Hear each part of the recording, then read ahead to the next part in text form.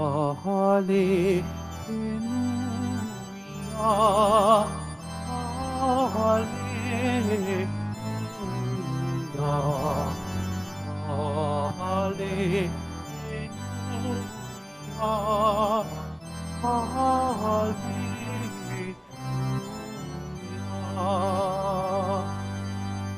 Sinabi ni Jesus ko, ako ang ilaw ng mundo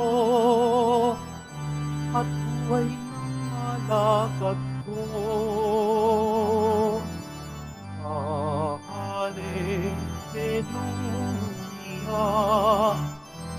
Hallelujah, Hallelujah, Hallelujah.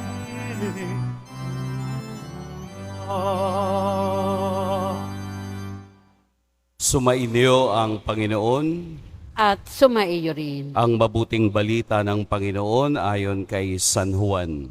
Papuri sa iyo, Panginoon. Noong panahong iyon, malakas na sinabi ni Jesus, ang nananalig sa akin ay hindi lamang sa akin nananalig, kundi pati sa nagsugo sa akin. At ang nakakita sa akin ay nakakita sa Kanya. Ako'y naparito bilang ilaw ng sanlibutan, upang hindi manatili sa kadiliman ang nananalig sa akin. Kung mapakinggan nino man ang aking mga salita, ngunit hindi niya tuparin ito, hindi ko siya hahatulan, sapagkat naparito ako hindi upang hatulan ang sanlibutan, kundi upang iligtas ito. May hahatol sa sinumang magtakwil sa akin at hindi tumanggap sa aking mga salita. Ang salitang ipinahayag ko ang hahatol sa kaniya sa huling araw, sapagkat hindi ako nagsalita sa ganang sarili ko lamang, kundi ang amang nagsugo sa akin, ang siyang nag-utos kung anong aking sasabihin at ipahahayag. At alam kong ang kaniyang utos ay nagbibigay ng buhay na walang hanggan. Kaya't ang ipinasasabi ng Ama, ang siya kong sinasabi.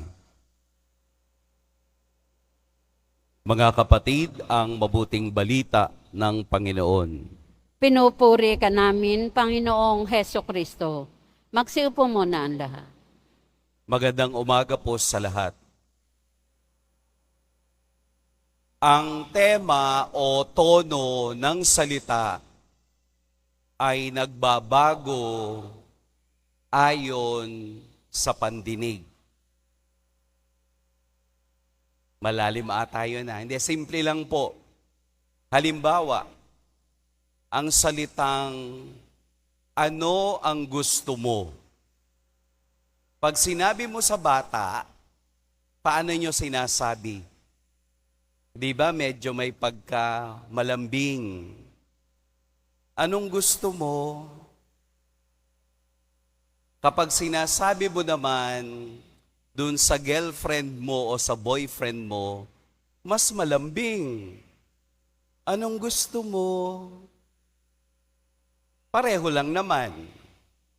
Pero kapag sinasabi mo sa mga taong galit ka, paano nyo sinasabi?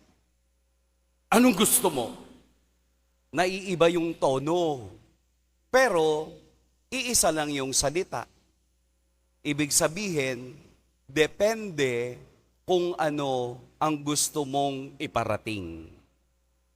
Ang ebanghelyo po ngayon ay nag-umpisa sa salitang malakas na sinabi ni Jesus. Hindi lamang niya sinabi, malakas na sinabi ni Jesus. Sa English translation, Jesus cried out. Hindi lang niya sinabi doon na sinabi ni Jesus, hindi. Jesus cried out. Malakas na sinabi ni Jesus.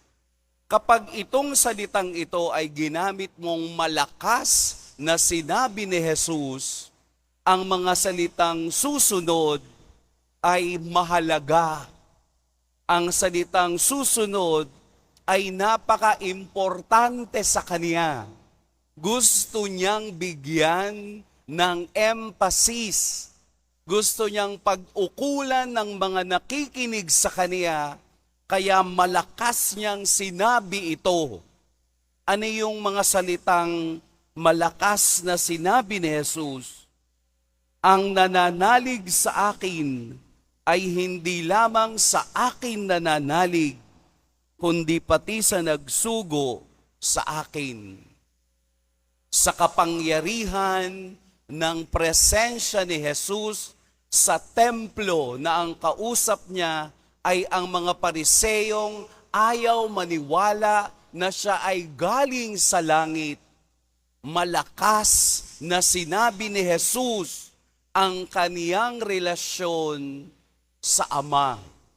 Ang kaniyang relasyon at ang mga utos ng Ama, ang kaniyang ginagawa, kaya niya ito ginagawa, kaya niya ito sinasabi. Hindi niya ito ginagawa at sinasabi sa kaniyang sarili lamang. Kung hindi may isa pang karelasyon si Jesus upang gawin ito at upang patunayang ang Ama at si Jesus ay iisa. Ang relasyon nila na hindi kayang arukin ng kaisipan ng mga Pariseo ang nagbibigay sa kanila ng madaling pamamaraang i-reject ang sinasabi ni Jesus. At kaya upang maunawaan mo ang relasyong ito, idinugtong ni Jesus, ako ang ilaw ng sanlibutan. Ang tunay na nakikikita at nakauunawa ng sinasabi ni Jesus ay nabubuhay sa kaliwanagan.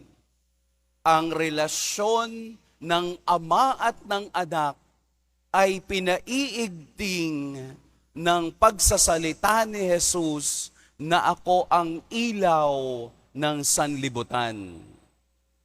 Kaya ayaw tanggapin ng kaniyang mga kausap at kaharap ang kaniyang mga salita dahil ayaw nilang maliwanagan, dahil sila'y baliw na baliw, dahil sila ay nagkakaroon ng sariling interpretasyon ng katotohanan. Gusto nila yung katotohanan ang susindin nila. Gusto nila yung lumalabas sa bibig nila at interpretasyon ng kasulatan ang dapat sundin. Isang klaseng ilaw pero magdadala sa kadiliman sa kalaunan dahil ang ilaw na galing sa Diyos, si Jesus bilang ilaw, kailanman hindi mamamatay. Ito yung katotohanan sa harap ng sinasabi ni Jesus, ayaw maniwala ng mga Pariseo at ng ibang tao doon sa templo. Bakit? Dahil ngayon lamang sila nakakita ng taong nagsasalita sa kaniyang sariling autoridad at sa kaniyang sariling kakayahan. Tayo rin naman, minsan ayaw natin sa ilaw. Mainit Nakapapaso. Siguro kung nandito kayo sa altar, Baka iisipin ninyo, buti pa si Father may nakatutok na electric fan. Napakainit po gawa ng ilaw.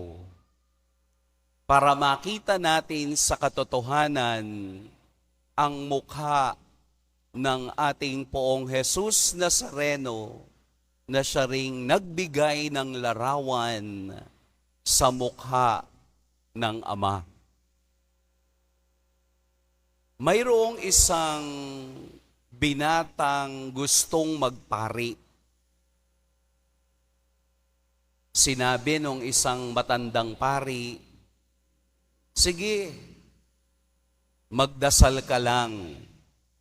So natutunan ng lalaking ito ang magdasal araw-araw.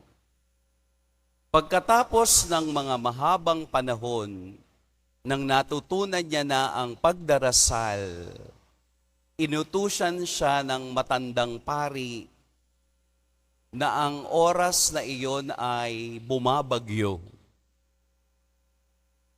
Ang sabi niya, pwede mo bang dalhin ang kandilang ito sa kabilang kubol dahil walang ilaw doon? Dinala nung binatang nais magpari.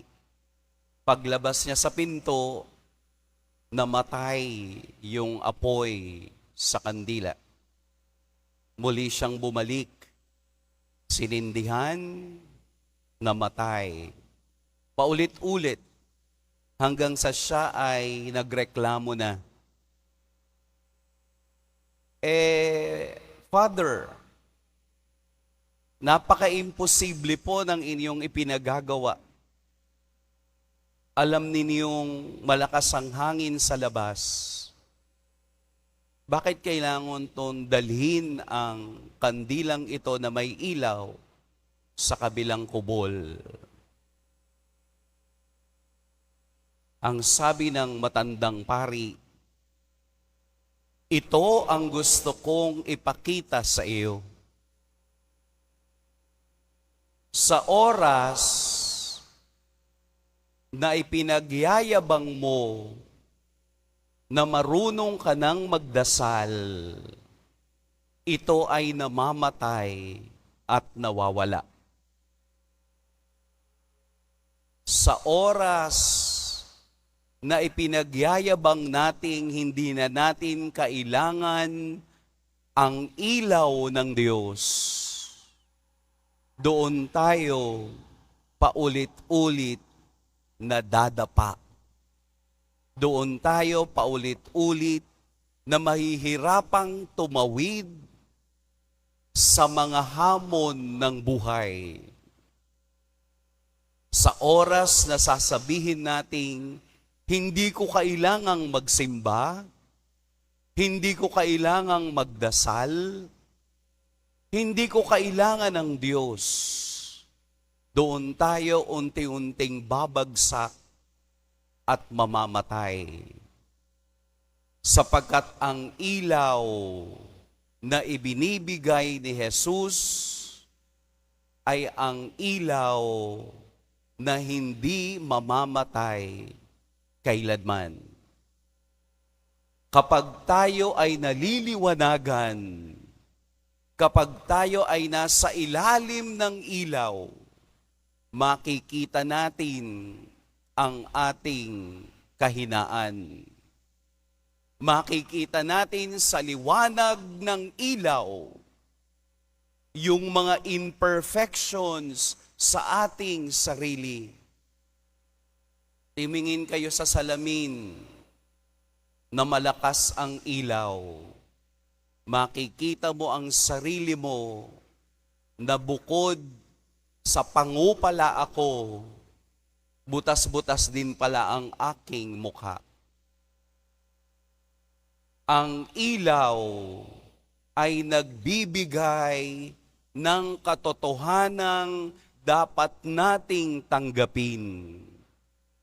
Ang ilaw ay nagbibigay liwanag para unti-unti nating makita at matanggap ang kahinaan sa ating sarili.